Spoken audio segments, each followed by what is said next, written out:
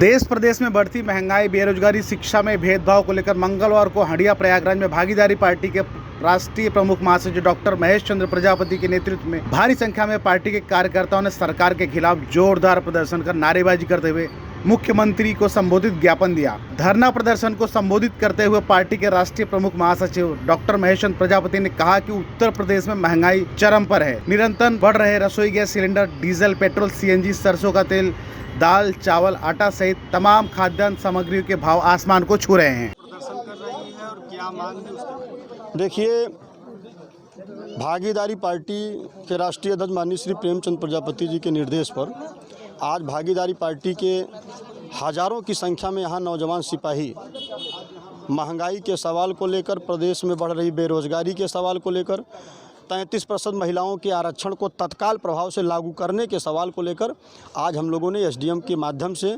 सूबे के मुख्यमंत्री माननीय योगी आदित्यनाथ जी को ज्ञापन देने का काम किया और उनको याद दिलाया कि 2014 में बुरे दिन थे और यही मोदी जी, भारतीय जनता पार्टी की पूरी टीम ढोल, नगाड़ा, हारमोनिया लेकर, मजीरा लेकर तहसीलों पर, मंडलों पर, मुख्यालयों पर, ब्लॉकों पर ज्ञापन देने का काम करते थे, धरना देने का काम करते थे। और उस समय एक फिल्म का गाना चला था, आप लोगों को भी खूब याद होगा कि सखी सैया तक खूब कमाते हैं, महंगाई डायन खाए जाते हैं। लेकिन वही गाना हम लोगों ने पलट दिया है कि आपने महंगाई के सवाल को लेकर केंद्र में सरकार बनाया और प्रदेश में भी सरकार बनाया, तो जब आपकी सरकार बन गई तो महंगाई कम होनी चाहिए ना। तो गाना पलट गया कि सखी सैया तक खूब ही कमाते हैं लेकिन मोदी जी सब खाए जाते हैं। महंगाई प्रदेश में चरम उत्कर्ष पर है। बेरोजगारी का तो आलम ही मत पूछिए।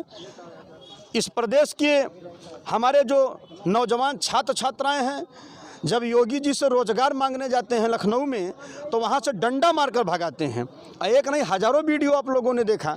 69,000 शिक्षक भर्ती में 5,844 पद पिछड़ों का इन लोगों ने खा लिया।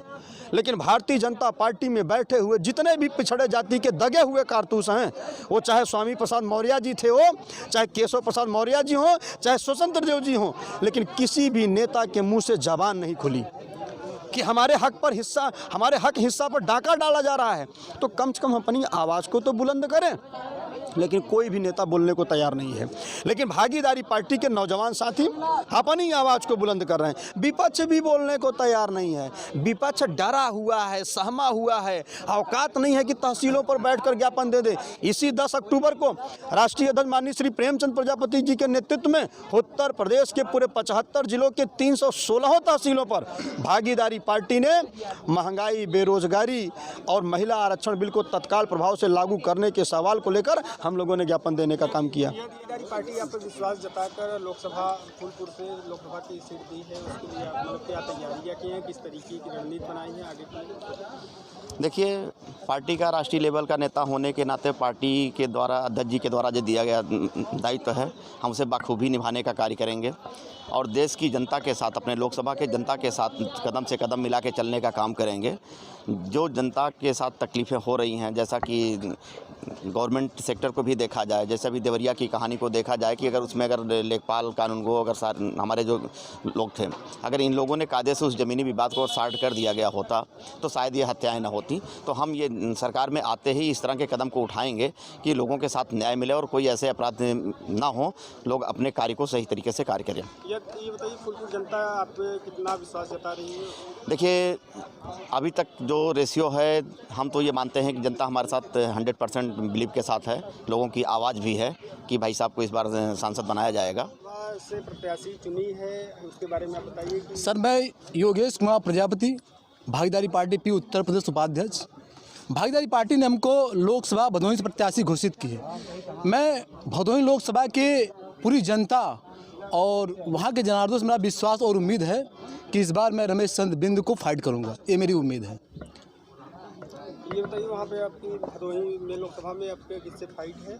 ये रमेश चंद्र बिंद से हमारी। इस बार जो चुनाव हम लड़ने जा रहे हैं भागीदारी पार्टी का, इस बार चुनाव चाय बनाम कुल्हड़ की है कि अगर चाय बेचने वाला देश का प्रधानमंत्री हो सकता है तो मैं कुल्हड़ बनाने वाला का बेटा हूँ, तो क्या मैं कुल्हड़ बनाने वाले एक संसद विधायक क्यों नहीं हो सकता है? इस बार चाय बनाम कुल्हड़ की लड़ाई है।